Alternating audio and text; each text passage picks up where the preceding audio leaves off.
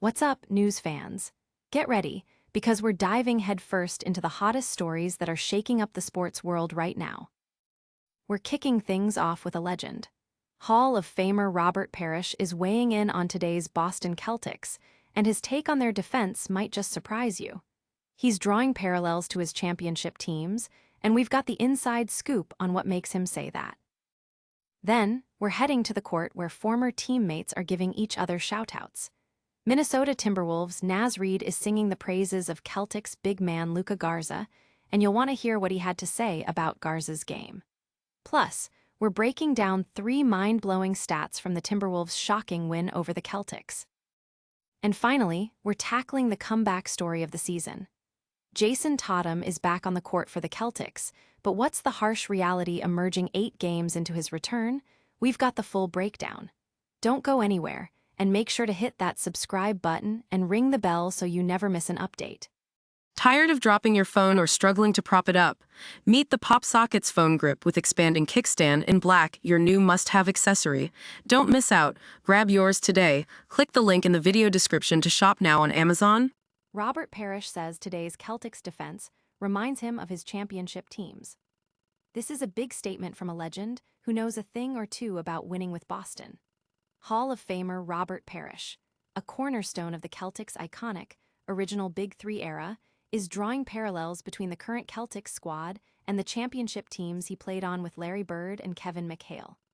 While the current core has one championship to his trio, Parish isn't just looking at the hardware, he's focused on the asterisk how. Parish, speaking with Hoops Hype's Sam Yip, emphasized the defensive similarities. "For me, it starts defensively," he stated. One of the reasons why the Celtics won the championship in 2024 was because they played a disruptive, smuggling defense. And that reminds me of the Celtics team that I played on because that was one of the strong suits that we had. He elaborated, "Our defense was strong. And collectively, we played that type of defense that made it very difficult for you to get your offense going." The legendary center also highlighted the team's mindset, noting, "I always liked the philosophy that the 80s Celtics had and these current Celtics have. They take the first punch. They are the initiators, not the retaliators. They come out and establish the tone, the tempo, the look of the game. They are the aggressors."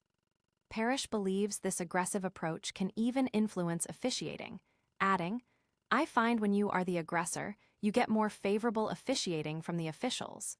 They normally favor the dominant team."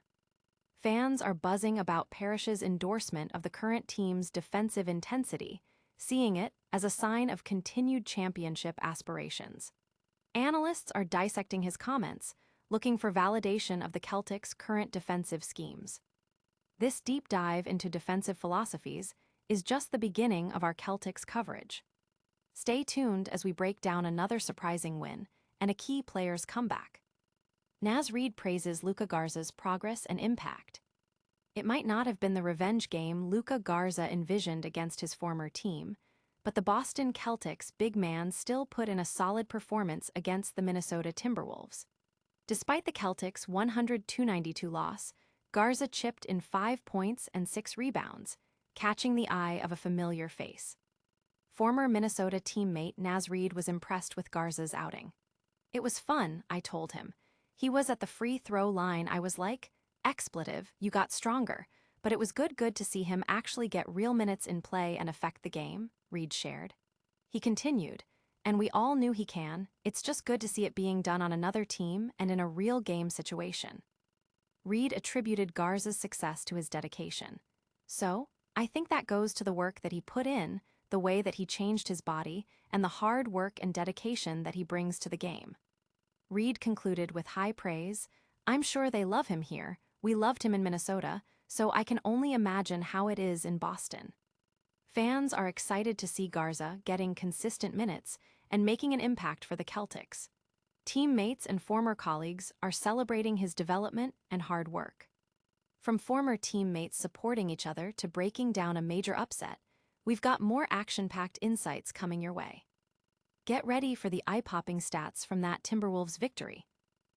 Timberwolves end historic TD Garden losing streak with stunning Celtics upset. The Minnesota Timberwolves, led by Bones Highland and Io Dosunmu, pulled off a surprising victory at TD Garden, defeating a healthy Boston Celtics team. This win is another example of the Wolves' unpredictable nature, as they continue to win games many don't expect and lose others that seem in the bag.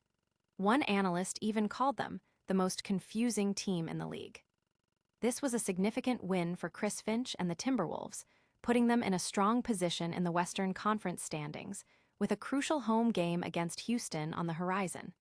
The victory was remarkable for several reasons. Firstly, it snapped an astonishing 18-game losing streak for the Timberwolves at TD Garden, dating back to March 6, 2005. That last win in Boston featured Kevin Garnett leading the charge with 21 points, 13 rebounds, and 9 assists in a tight 99-97 victory. Since then, Boston had been a house of horrors for Minnesota, with 10 of those 18 losses coming by single digits, including 3 overtime thrillers. This win also marked the second time this season Minnesota has ended a lengthy losing streak in an Eastern Conference arena, having previously broken a 20-game skid in Toronto. Furthermore, the Timberwolves ended 2 other remarkable Celtic streaks. Boston had won 51 consecutive games when holding opponents below 1.03 points per possession, a mark the Wolves achieved but still managed to win. The last team to defeat the Celtics under these defensive conditions, the Timberwolves themselves, back in November 2023. Additionally, Boston's streak of 37 consecutive wins, when leading by at least 15 points, was also broken, as Minnesota mounted an incredible 88-57 comeback after trailing 29-14 early on. The offensive struggles of Julius Randle were also highlighted, with the Timberwolves' top option scoring only 9 points on inefficient shooting, a rare off night for him. This upset has sent shockwaves through the league, with fans debating the Timberwolves' Jekyll and Hyde persona and the Celtics' surprising vulnerability. Analysts are pointing to Minnesota's resilience and Boston's uncharacteristic lapses. We've seen incredible streaks end and surprising performances shine. But what about a star player's return and the challenges that come with it? Harsh reality surfaces for Jayson Tatum 8 games into his Celtics return.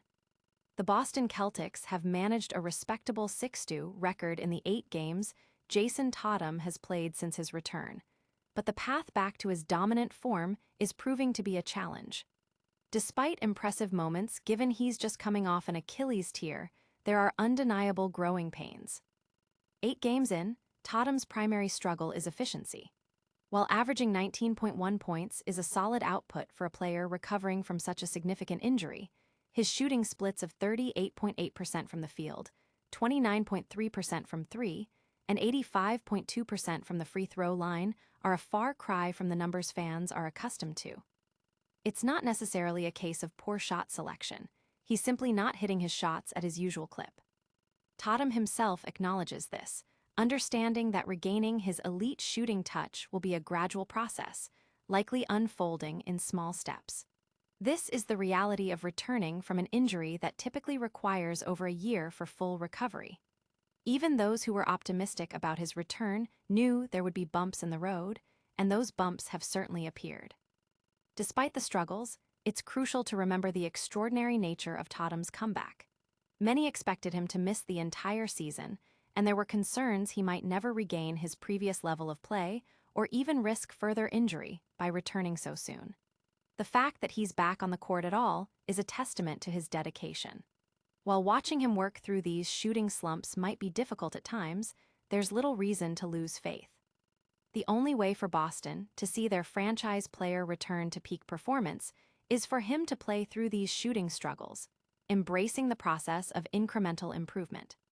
Fans are showing a mix of patience and concern, recognizing the difficulty of his comeback while hoping for a quicker return to form.